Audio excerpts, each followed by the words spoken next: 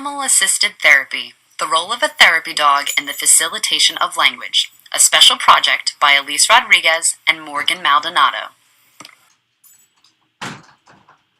Our Animal-Assisted Therapy project, supervised by Perry Flynn, is comprised of 3 parts. 1. We must certify our dogs as therapy dogs. 2. After certification, we must visit various types of facilities with our dogs to promote language skills. And 3. We must journal about our whole experience, from training to evaluation to practice. So why animal-assisted therapy? What does it do? Well, there are a number of reasons why animal-assisted therapy is useful in practice. Animals can help patients decrease their stress or anxiety levels, improve their communication skills, increase their quality of social interactions, and they also provide emotional support. Dogs are the most commonly used animal in therapy due to their training potential and social disposition. And the nation's largest provider of animal therapy teams is Pet Partners, the organization through which we intend to certify our dogs. So what exactly is a therapy animal? How does it differ from other service animals? Well, there are actually 3 different types of animals that can be certified: the assistance animal, the emotional support animal, and the therapy animal. Assistance animals are trained to do work or perform tasks for people with disabilities. These include service dogs, guide dogs, and hearing dogs, among others. These are the pets that are allowed into public businesses and events regardless of pet policy. Emotional support animals are prescribed by a licensed mental health professional for a person with a mental illness. These pets are necessary to the person's mental health and can enter businesses and venues with consent from the management, and can also reside with their owners regardless of a no pets policy. Therapy animals, the group we focus on in our project, provide affection and comfort to various members of the public. They are not allowed in any businesses or venues where pets are not permitted. Let's meet these therapy dogs we'll be working with. Their names are Wrigley and MacGyver, and they begin training in 2 weeks for their evaluations. MacGyver will be evaluated in June, and Wrigley will be evaluated in September. Wrigley is around a year old and is a German Shepherd mix. He was adopted from Burlington Animal Services about a month ago. According to Pet Partners, he must live in the home for at least 6 months before being evaluated as an animal-assisted therapy dog. MacGyver is a 12-year-old Shepherd Chow mix who was adopted from the Guilford County Animal Shelter when he was 1 year old. Being that he has lived with his owner for over 6 months, he may be evaluated at any time by the Pet Partners program. Once our dogs pass their evaluations, we will be able to take them into any facilities that use and request animal therapy teams. For adults, these places will most likely be skilled nursing facilities. As animal therapy is most often used for adults with dementia, I wanted to find a study with a focus on dementia alongside animal-assisted therapy, specifically with a dog. In this cluster randomized controlled trial performed by Ulson, Peterson, Berglund, Ender-Sledgers, Patil, and Eilbach, the effects of animal-assisted therapy were measured in a group of 51 participants from 10 different nursing homes over a 12-week period. Each participant either had a diagnosis of dementia or a cognitive deficit score of less than 25 on the mini mental state examination. The participants were then split into 2 groups in their respective nursing homes. The intervention group, that received 1 30-minute session twice a week using animal-assisted activities, or the control group, that used their group activities as normal without the presence of a therapy dog. 3 time checkpoints were used throughout the study: 1 at baseline, 1 at the end of the 12-week period, and 1 at the 3-month follow-up.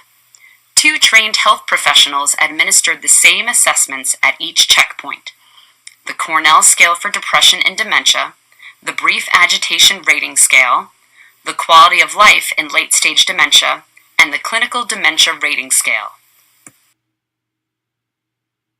Results were assessed using 2 comparisons: 1 between the intervention and control groups, and 1 between mild to moderate dementia and severe dementia.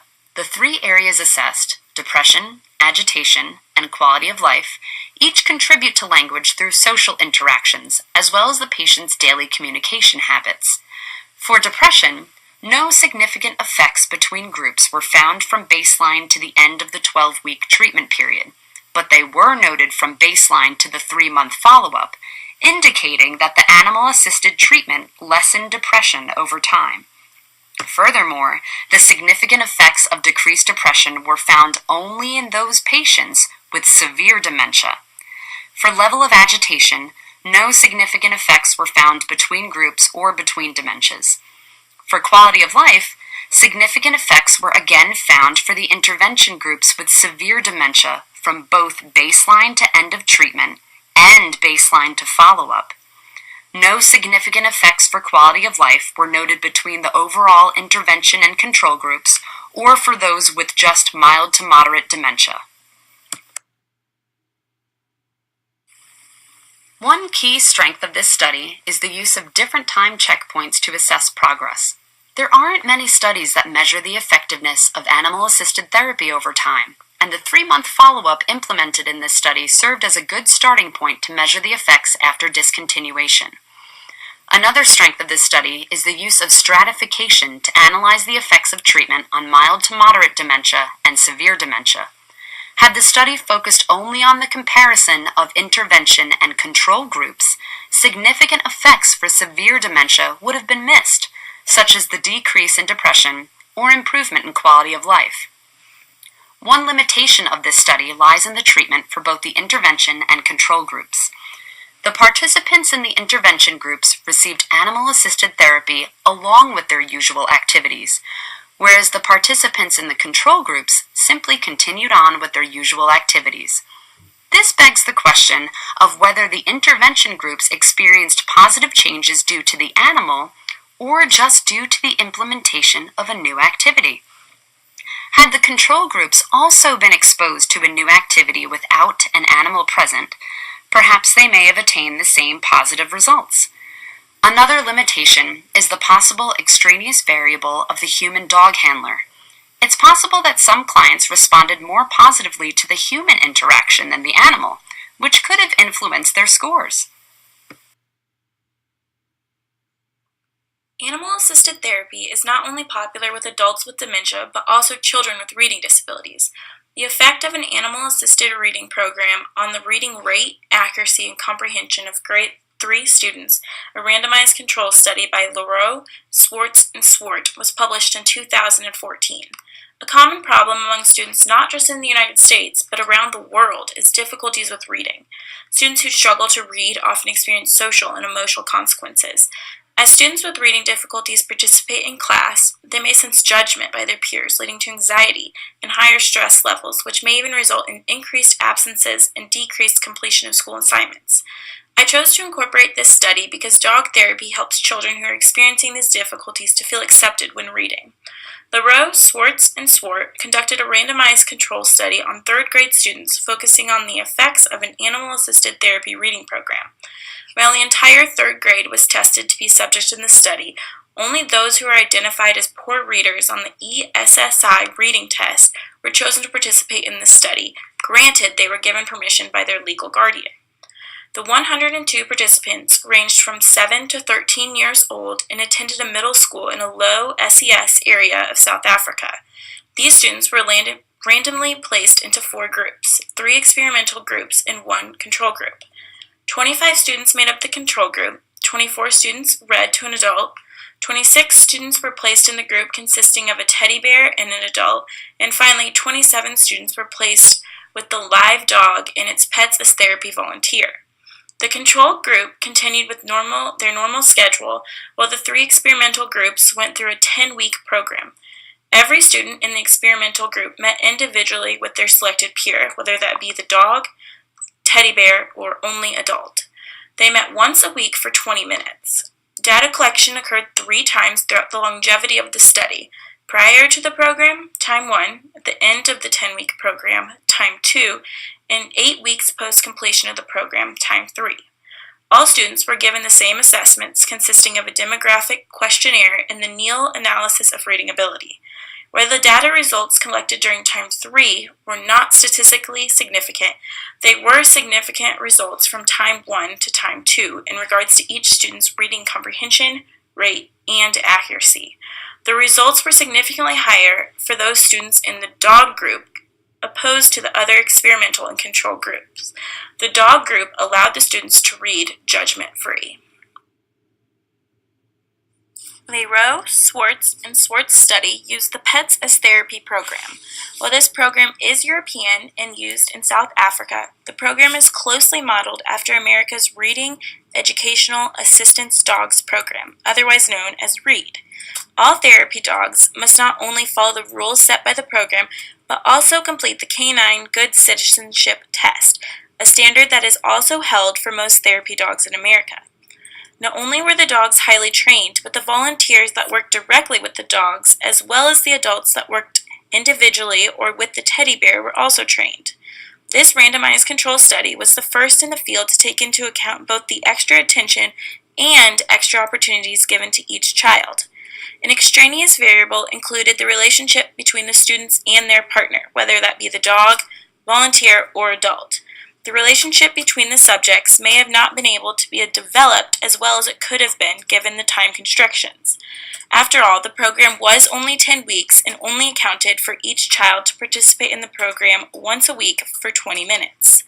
Finally, only allowing third graders with poor reading abilities to participate in the study severely limited the research.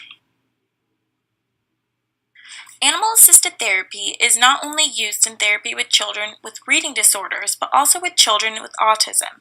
I chose to discuss the following article about children with autism because animal-assisted therapy is commonly used with this population as it helps them with both verbal and nonverbal communication without the social pressures of their peers. Martin and Farnham's 2002 study titled Animal-Assisted Therapy for Children with Pervasive Developmental Disorders included children aged 3 to 13 years old and focused on the effects of dogs on children with pervasive developmental disorders, otherwise known as PDD. Pervasive developmental disorders are no longer a recognized disorder according to the DSM-5, but encompass children with Rett syndrome and autism spectrum disorder, essentially children who lack skills in socialization and communication. Considering all 10 participants were classified under this diagnosis, their developmental functioning was far below that of their chronological age, resulting in developmental age ranges from 2.5 to 6.5 years old. Each of the 10 students participated in 45 sessions or 3 sessions per week for 15 weeks. Each session was 15 minutes long and was held in the student's school or another familiar area. The student was presented with each condition, a ball, stuffed dog, and live dog, once per week. Each child served as their own control in this within-subject design study. Data was collected on behavioral and verbal basis through the Psychoeducational Profile Revised. This psychological exam is administered to facilitate language, both verbally and non-verbally, between the student and the subject by asking the student various questions such as, "Can you brush the dog?" The therapists involved were not only trained on the assessment given, but also intensively on dog-assisted therapy by People Pet Partners, a pet therapy program organized out of Philadelphia.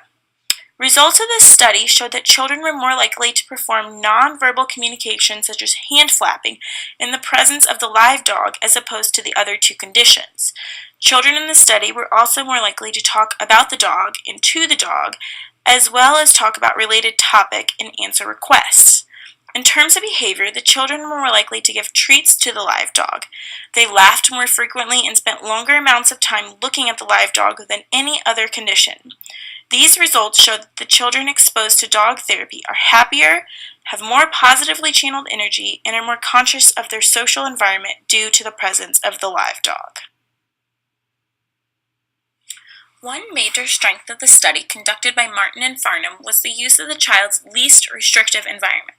The study specifically focused on allowing the child to participate in the study in their school or in another environment that is comfortable and convenient for them. This may have had positive benefits in comparison to the previous study discussed by Leroux, Swartz, and Swart, where the child was pulled from class to have individualized therapy. It is always important to see any child in their least restrictive environment when possible. Due to the limited sample size of 10 participants, as well as the limited number of females, 2, used in the study, it is not appropriate to generalize the findings to other populations. However, the information still is valid for this specific population and can be used as a basis for further research. Another limitation to the research is that the article was published in 2002. While the article may be older, it is a classic research study that is consistently referred to in recent research. Moving forward, once MacGyver and Wrigley are certified as animal-assisted therapy dogs through Pet Partners, we'll use the evidence-based research discussed to facilitate language in both children and adults at various facilities including schools, skilled nursing facilities, nursing homes, and hospitals. We look forward to incorporating animal-assisted therapy with both MacGyver and Wrigley in the future, not only as volunteers but also in our professional careers.